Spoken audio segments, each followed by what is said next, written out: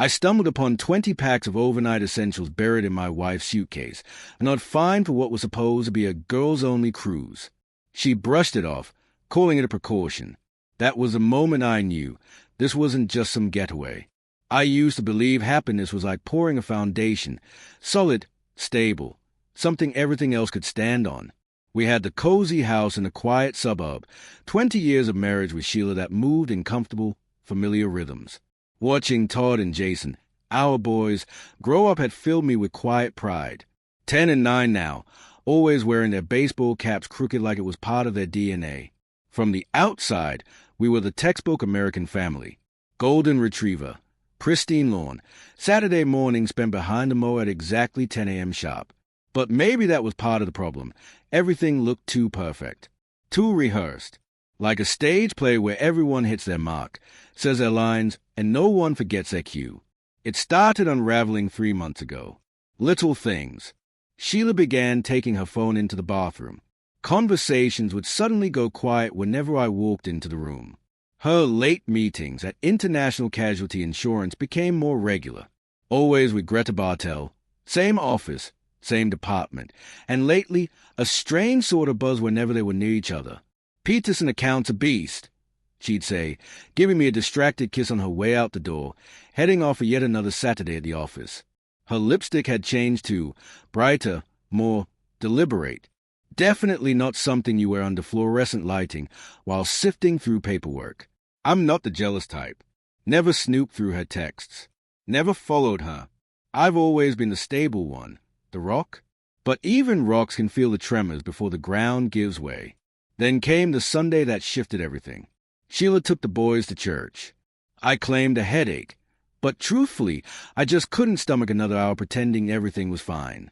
I drove to Home Depot, my little sanctuary where problems come with instructions and solutions fit in your hands. That's where I saw Barry Bartel, Greta's husband, pacing the pest control aisle. Tough guy, grease-stained hands, always cracking crude jokes. We weren't tight, just the kind of neighbors who shared beers and half-hearted barbecue talk. "John," he greeted, eyeing the wasp spray I held. "Got yourself a wing problem, too." We chatted about yard work and kids until the conversation veered, vacation plans. That's when things turned. "Shame I couldn't go," Barry said, scratching at his chin. "Greta said Sheila told her you couldn't take the time off." My hand froze midair. "What?" I asked, trying to keep my voice level. "The cruise. Next month. Ladies' trip. Sheila told Greta you couldn't swing the time off. Same with me in the garage." We both stood there, surrounded by poison made to kill stingers, realizing we might have been the ones getting stung. I wasn't prepared for what I saw. "You sure Nancy's just a friend from way back?" I asked, voice low, not wanting to stir anything too soon. Barry kept walking, eyes locked straight ahead, lips sealed. That silence told me everything I needed to know. I didn't press. But a quiet, unsettling thought started to form, one that reached beyond Sheila, beyond Greta. Maybe betrayal wasn't just something happening to us. Maybe we were being moved around, used, manipulated for a bigger purpose we hadn't even guessed it yet. Not every knife in the back comes from a lover's bed.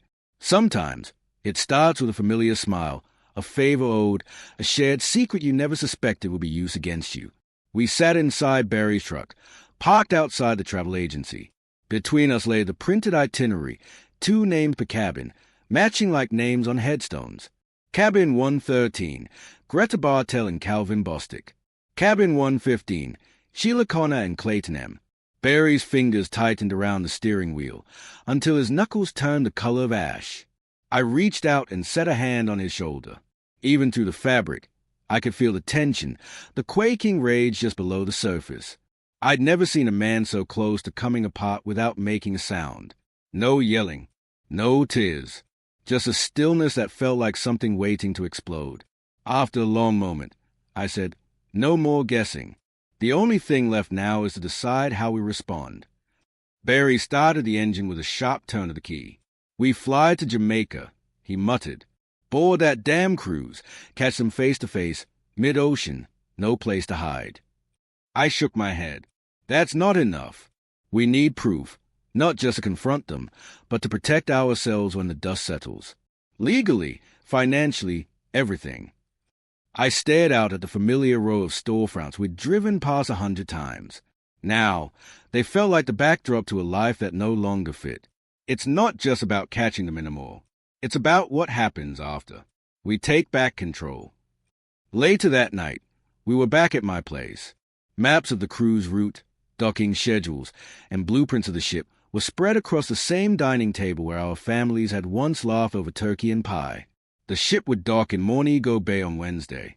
They'd have 8 hours ashore. Enough time to slip away, but also enough time for us to gather what we needed. We can take the red-eye Tuesday, I said, already booking the flights under aliases. Bob Jones and James Moore. I found us a hotel close to the port. Barry glanced up from the screen, raising an eyebrow. You're awfully good at this. I didn't answer. I didn't need to. He called his sister Beth and asked her to take the girls for a few days. I called my parents to keep the boys longer, told them there was an emergency at work. Neither of us needed to explain the hollowness behind our voices. Some truths don't need to be spoken to be heard. Later, over takeout and tension, Barry scrolled through credit card records. She bought a cocktail dress I've never seen, he muttered. Laundry, too. Some expensive French brand. $700. Not a whim, I said. That's planning. That's intent. We arrived in Montego Bay before sunrise on Wednesday. 2 men with carry-on and a mission, blending into a crowd of excited tourists with sun hats and excursion bracelets. The heat hit us fast, thick and humid, wrapping around our shoulders like a warning. We positioned ourselves near the port, scanning the flow of people pouring off the ship. I spotted her first. Sheila, that same laugh I felt for 15 years ago, echoing through the crowd like a ghost. She wore a translucent beach cover-up, fluttering over the bright orange bikini I'd found in her suitcase, the one I'd never seen her wear for me. Her hand rested casually on the lower back of a tall man with salt and pepper hair. Clayton M. Just a few feet away, Greta strolled beside another man, Calvin Bostic, her arm looped through his, head tilted onto his shoulder like they'd been in love forever. The sight hit like a gut punch. I felt my stomach turn to stone. It's one thing to suspect. It's something else entirely to witness. We found a local, just a kid in his early 20s, slinging a DSLR and minding his own business, who agreed to do the job without hesitation or questions. Just follow them, I said, slipping a wad of cash into his palm. And make sure the pictures are close, clear, intimate, especially if they touch. As Sheila and Greta toured the island with their new companions, Barry and I slipped aboard the ship, melting into the background. We moved quietly, heads down, faces shaded beneath caps. Our bags were light, our expressions heavier. We made our way to our assigned cabin and then took our time mapping the ship, dining rooms, bars, sun decks, the pool, even the late-night lounges. Every detail mattered. Most important of all, we located cabins 113 and 115, side by side, just like the flight manifest said. By the time the sun started dipping low, the photographer returned. He handed over a flash drive with nearly 50 high-resolution shots, photos that told the entire story in silent, undeniable frames. There was Sheila, glowing in that vibrant orange bikini, the one she never packed for our family trips. Clayton's arms were looped around her waist under the crashing veil of a waterfall. Her head rested against his chest, lips parted in a soft laugh. Greta and Calvin were captured in an embrace beneath a row of palm trees. Her hands knotted in his hair, his mouth grazing hers, eyes closed. Touches you don't share with a friend. Smiles meant for lovers. Moments that erased all doubt. Barry said nothing. He didn't have to. I pulled out my laptop and got to work.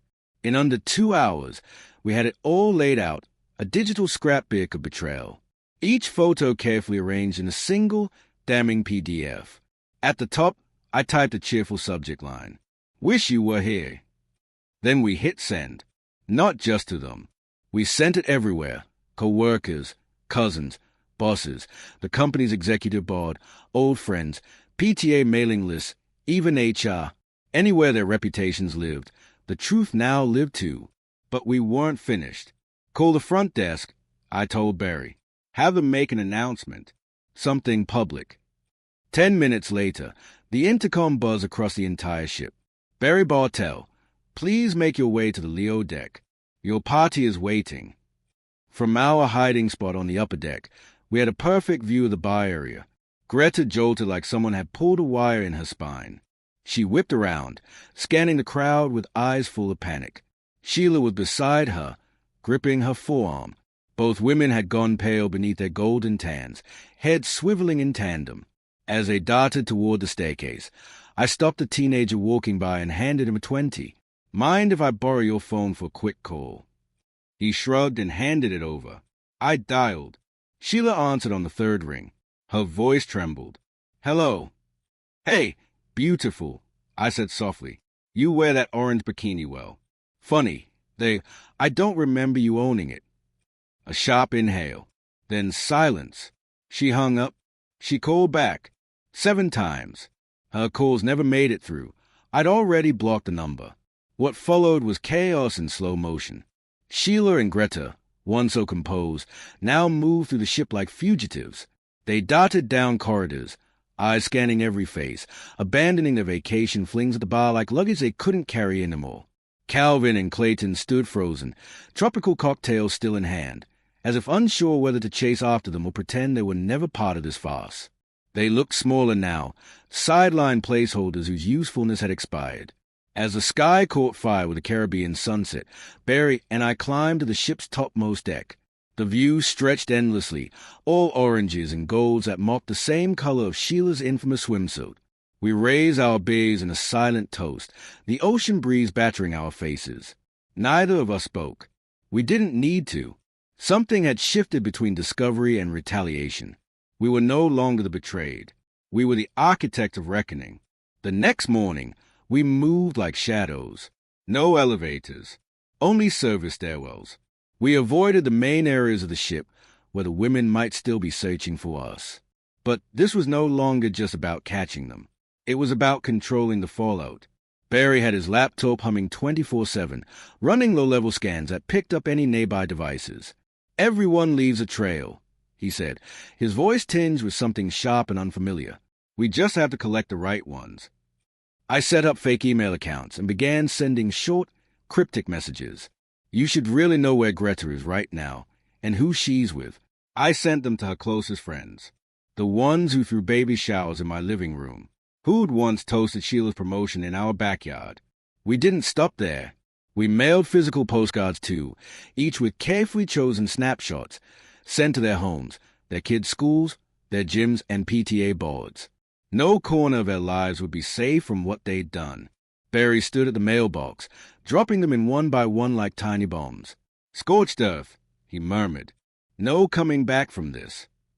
That night, we found Calvin and Clayton sitting at the Starfish Bar, both noticeably alone. It was time. We slid into the seats across from them. Calvin jumped, immediately stiffening.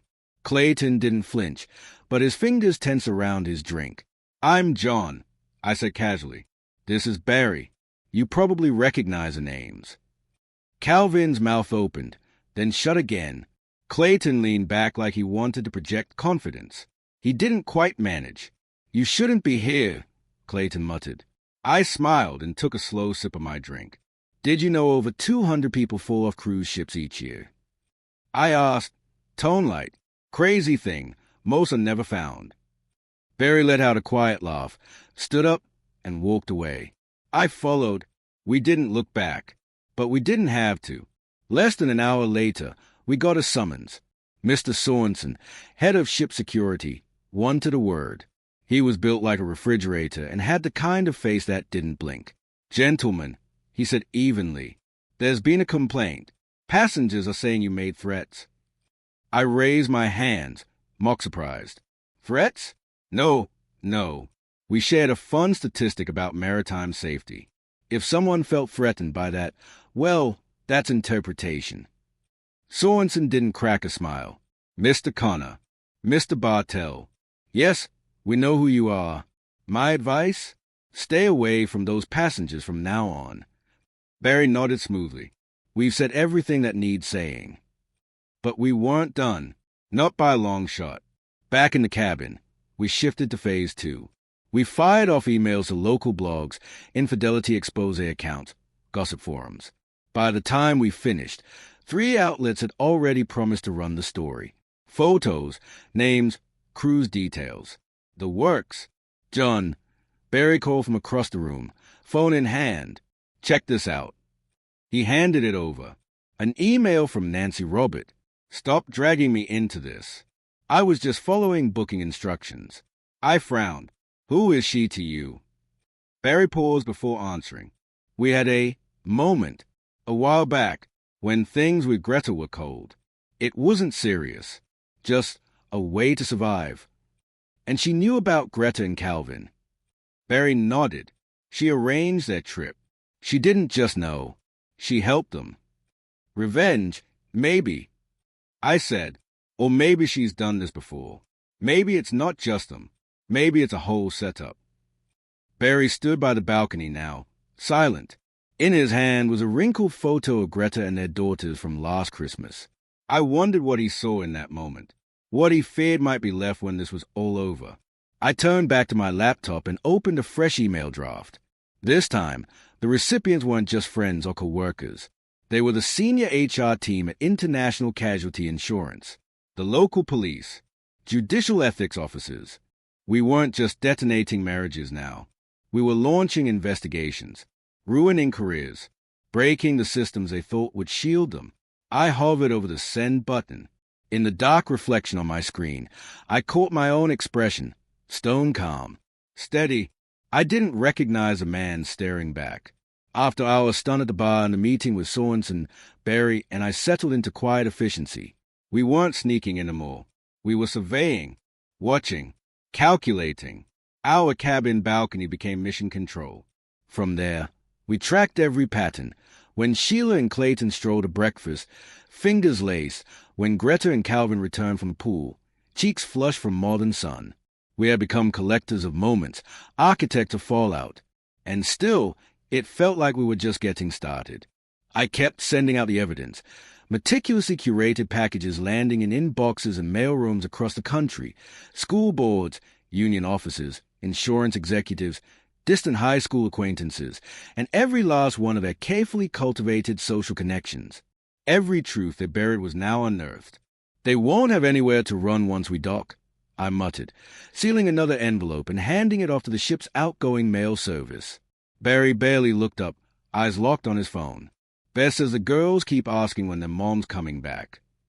But the unraveling hit harder and faster than either of us anticipated. Barry's phone buzzed again. A message. No contact name. Greta's not coming back. She dropped the girls off with Beth. She left with Calvin. I watched him go pale, completely still. He stared at the screen like it had spoken a language he didn't understand. He didn't blink. He didn't breathe. Then my phone rang. My dad, John, his voice was thick, waited. Sheila came by the farm. What? Took everything. Her clothes. Todd and Jason, too. My jaw clenched. What did she say? Not much. Just, they're my children. Then she was gone. We sat for a long time after that. Neither of us spoke. The sea breeze pushed through the open balcony door, cold against our skin. Somewhere below us, music and laughter drifted up from the pool deck.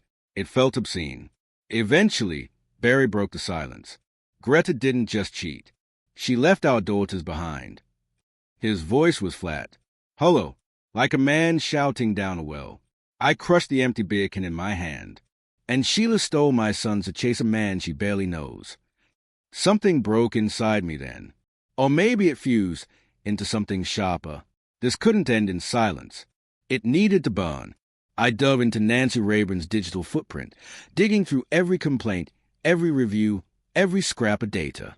What I uncovered didn't surprise me. It confirmed what I already suspected.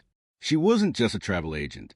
She was an enabler, quietly arranging getaway packages for bored wives looking for something more, without judgment, without hesitation. Nothing illegal, nothing provable. But the pattern was clear. As I recited my findings, Barry stared at the ceiling, unmoving. There's something I need to tell you, he said, barely audible. And then it came out. He told me everything. How Nancy had comforted him during one of Greta's cold spells. How she'd suggested the idea of separate cabins, of a cruise. How she claimed to know people. She planted the idea in Greta's head. He whispered, throat tightening, made it seem like her own, then helped her act on it. I sat back, the weight of it all sinking in. She didn't work for you, I said. She worked against you. Barry just nodded, and for the first time since all of this began, the fight drained from his face. Tears slipped down his cheeks, not from heartbreak, but from recognition. He hadn't just been betrayed. He'd been used. A tool. A pawn. Nancy built this, he said. Every piece of it. I leaned forward, speaking low. Then let's finish it. That night, we compiled everything.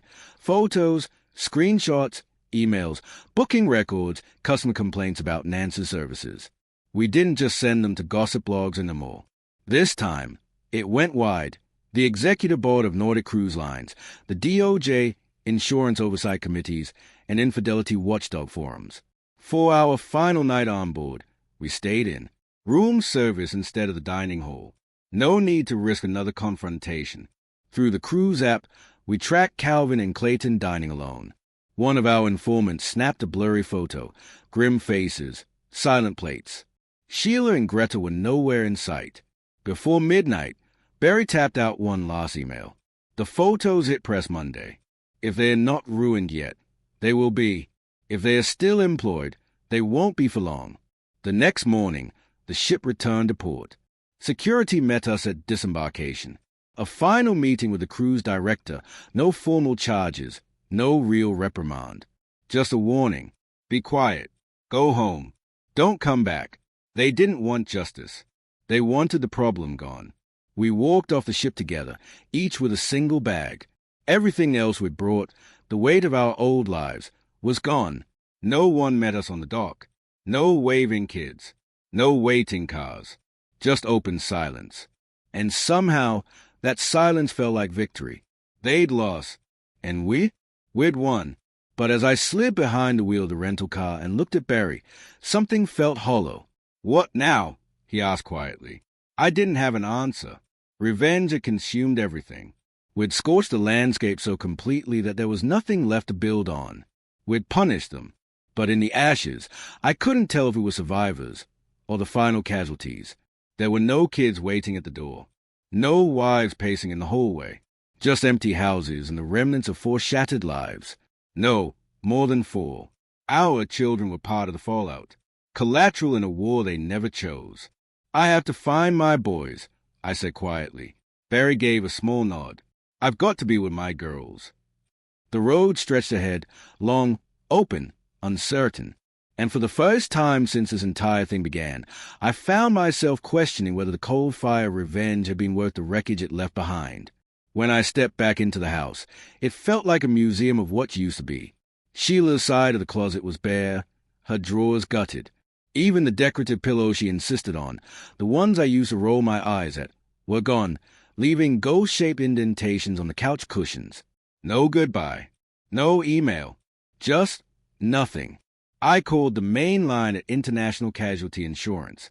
The receptionist sounded nervous when she told me all 4 of them, Sheila, Greta, Calvin, and Clayton, had submitted resignations effective immediately. No forwarding info. No explanation. Later that night, Barry texted me a photo of a crumpled note stuck to his fridge with a magnet. The girls are with Beth. Don't try to find me. I sat on the floor of my living room, surrounded by the pieces of a life that no longer existed. Family portraits still hung on the walls, mocking me with frozen smiles and memories that now felt like fiction. I called Loretta, Sheila's sister. Her tone was clipped. She stayed here one night, left before sunrise. Didn't say where she was going. A pause. John, you really drop a bomb. I didn't defend myself. What would be the point? 6 months crawled by. I downsized into a modest 2-bedroom closer to the office. Todd and Jason stayed with me on weekends under a court-approved arrangement. Sheila resurfaced briefly, just long enough for the lawyers to hammer out a custody agreement. She'd taken a part-time job at another firm, rented a small apartment across town. We only spoke in short texts, logistics, school pickups, pediatric appointments. Not a single word about the cruise, the fallout, or the headlines that had rippled through our community like an oil spill. The boys adapted better than I expected. They asked about their mom now and then, but seemed at ease with a new rhythm. Weekdays with her, weekends with me. A fractured kind of normal. Then came the Tuesday that changed everything. My assistant buzzing. Your kids are here. They're in the lobby. I found them curled on a bench, faces pale, eyes wide. My heart hit my throat. What's wrong? I asked, kneeling beside them. Todd, ever the little leader at 10, spoke first. Mom's, she's in bed. With him. Clayton. Jason didn't speak. He just held out his phone, hands trembling. On the screen was a photo, clearly snapped through a half-open bedroom door. There was no mistaking what we were looking at. By sundown, I'd already called my lawyer. The boys slept in their pajamas at my place that night.